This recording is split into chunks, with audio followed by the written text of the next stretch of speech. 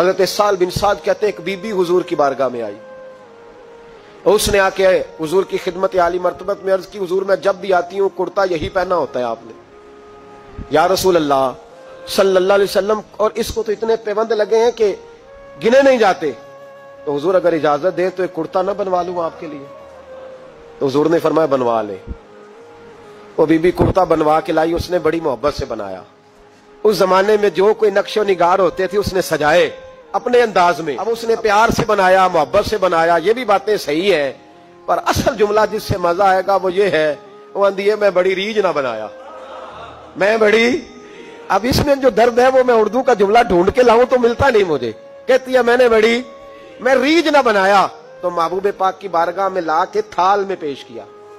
حضور کی بارگاہ میں تھال میں، کچھ بندے زیادہ نیک ہو جاتے ہیں، سامنے والے کو پرہیزگاری کا مشورہ دیتے، کہتے کسی کو کوئی شے نہ لیا کرو، تو میں نے کہا اگر حضور لے لیں تو طلب کرنا منع ہے، لیکن قبول کرنا تو میرے مصطفیٰ کا طریقہ ہے، تو بھائی یہ ہمیں نہ اتنا ہی نیک بناؤ جتنا میرے رسول نے ہمیں بنایا ہے۔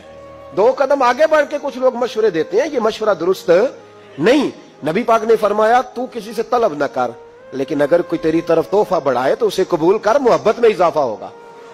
جب حضور قبول کرتے ہیں جو کائنات کو بانٹتے ہیں، تو پھر تو دوسرے پہ کیسے پابندی لگا سکتا ہے؟ میرے رسول کریم علیہ السلام کو اس نے پیش کیا، کہا حضور قبول کر لیں، حضور نے قبول کیا۔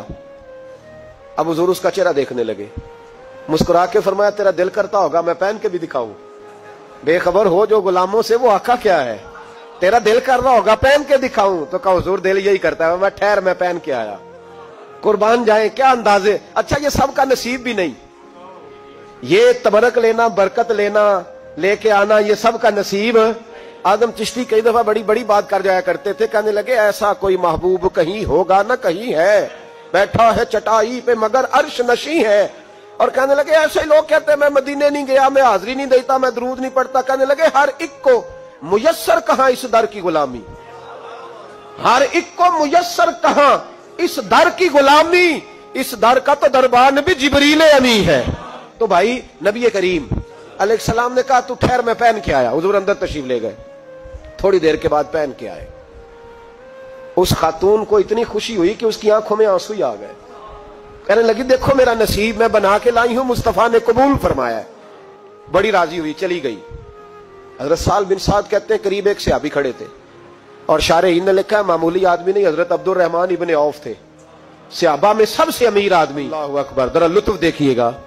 کہتے ہیں وہ قریب کھڑے تھے، جب حضور نے پہنا نا تو تعریفیں کرنے لگے، کہنے لگے سونے کمال ہی ہو گئی ہے، محبوب کیا بات ہے، حضور اس کے بنانے کی محبت کی بھی کیا ہی بات ہے، پر جو اللہ نے رنگ روپ آپ کو عطا فرمایا اس کی بھی کیا ہی بات ہے، یا رسول اللہ اتنا پیارا لگ رہا ہے، اتنا پیارا۔ جب کوئی زیادہ تعریف کری نا تو تعریف کرنے والوں کی بھی اپنی اپنی نیتیں ہوتی ہے نا، جب زیادہ ہی تعریف کی تو حضور نے فرمایا تجھے پسند آ گیا دے دوں، وہ پسند آ گیا تجھے۔ کچھ بندے سیانے ہوتے ہیں پتا ہوتا ہے جو مرضی پہ آکھے دھیان ہی نہیں کرتا، اور جنہ مرضی تعریف کرو وہ کہتے تو لگا رہو مجھے پتا ہے تو کی پیار ہے، تو کہا پسند آ گیا ہے یا رسول اللہ بڑا، تو فرمایا چاہیے، کہا حضور مہربانی ہو جائے تو کیا ہی بات ہے۔ سرکار اندر گئے، وہ پرانا کرتا دوبارہ پہنا، اور میرے رسول پاک علیہ السلام نے اس کرتے کو اتارا، بخاری پڑھ رہا ہوں، اور نبی پاک نے لا کے دیا، فرمایا چل یار وہ بھی راضی ہو گئی یا تو بھی راضی ہو جا، یا دونوں ہی راضی ہو جائیں، وہ بھی راضی ہو کے گئی تو بھی راضی ہو کے جا۔ اس کو دیا، حضور چلے گئے، صحابہ بعد میں اس صحابی کے پیچھے کہنے لگے یار تو تگڑا بندہ ہے، تجھے ضرورت ہی نہیں تھی، اور حضور علیہ السلام نے بڑی مشکل سے قبول کیا۔ حضور تو کسی کی طرف توجہ ہی نہیں کرتے، طلب ہی نہیں کرتے، یہ والا خیال ہی، اور اگر آج حضور نے قبول کیا اور اتنا پیارا لگا تو تجھ سے برداشت ہی نہیں ہوا، اس طرح کا آدمی ہے تو۔ جب لوگ اس کے گرد اکٹھے ہوئے تو حضرت عبد الرحمن ابن عوف کی آنکھوں میں آنسو آ گئے، کہنے لگے میرے بھولے دوستو تمہیں غلطی لگ گئی، تمہارا کیا خیال ہے میں نے ولیمے پہ پہننے کے لیے لیا ہے؟ تمہارا کیا خیال ہے شادی کی دعوت میں پہنوں گا؟ تم کیا سمجھتے ہو عید والے دن پہنوں گا؟